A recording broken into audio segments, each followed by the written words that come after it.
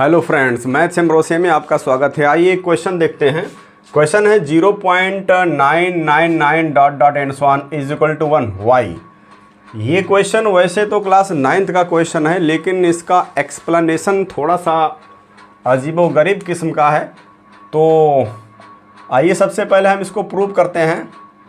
तो इसको प्रूव हम जीपी के हेल्प से भी कर सकते हैं, और सिंपली अगर हम इसको लेट कर लें x is equal to 0.999, equation number 1 एक डिजिट रिपीट कर रहा, 10 से मल्टीप्लाई करें, 10 is equal to 9.999 and so on. Equation 2 में से 1 को सब्ट्रैक्ट कर दें तो यहाँ 9x आएगा इज इक्वल टू 9 आएगा, x इज इक्वल टू 1 आ जाएगा।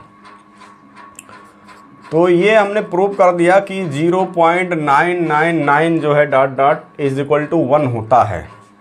लेकिन ये एग्जैक्ट 1 क्यों आ गया? किसी भी non terminating recurring decimal number को जब हम रेशनल नंबर में कन्वर्ट करते हैं तो वो p/q के फॉर्म में आता है। एग्जैक्ट जो है वो इंटीजर नहीं आता है, लेकिन यहाँ पर ये एक इंटीजर आ गया है, होल नंबर आ गया है। ऐसा क्यों हुआ है? तो आइए इसको हम समझते हैं। इसके लिए हम एक नंबर लाइन बना ले रहे हैं। मान लेते हैं यहाँ 0 है, यहाँ पर 1 है और यहाँ पर 2 है। तो दो नंबर इक्वल कब नहीं होते हैं? दो नंबर इक्वल तब नहीं होते हैं जब उनके बीच में कोई तीसरा नंबर होता है। जैसे अगर हम ये कहें कि यहाँ पर 1 है, 0.9 कहीं यहाँ पर है, तो क्या 0.9 इस 1 के इक्वल है? 0.91 के इक्वल नहीं है, क्योंकि इस 0.9 और 1 के बीच में एक दूसरा नंबर यहाँ पर 0.99 एग्जिस्ट करता है।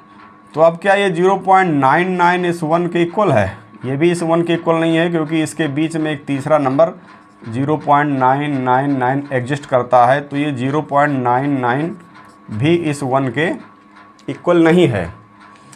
लेकिन जब हम यहाँ 0.999 एंड सो ऑन डॉट लगा देते हैं और इस 1 को हम देखते हैं, तो हम चाहे जितना सोचें इस 0.99 एंड सो ऑन और इस 1 के बीच में कोई तीसरा नंबर एग्जिस्ट नहीं करता है, और इसीलिए ये जो नंबर है non terminating recurrent decimal number, ये इस 1 के इक्वल आ जाता है।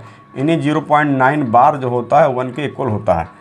तो ये इंटीजर को डिनोट करने का एक दूसरा तरीका भी है कि 1 को हम लिख सकते हैं 0.9 बार मीन्स 0.999। 2 को हम लिख सकते हैं 1.9 बार मीन्स 1.999। इसी तरह 3 को लिख सकते हैं 2.9 बार मीन्स 2.999। तो ये जो 3 है 2.999 एंड सो ऑन के इक्वल है, ये एक इंटीजर है, और ये जो है non terminating recurring decimal number है। तो इस तरह से किसी भी इंटीजर को हम एक दूसरे तरीके से non terminating recurring decimal number में भी कन्वर्ट कर सकते हैं।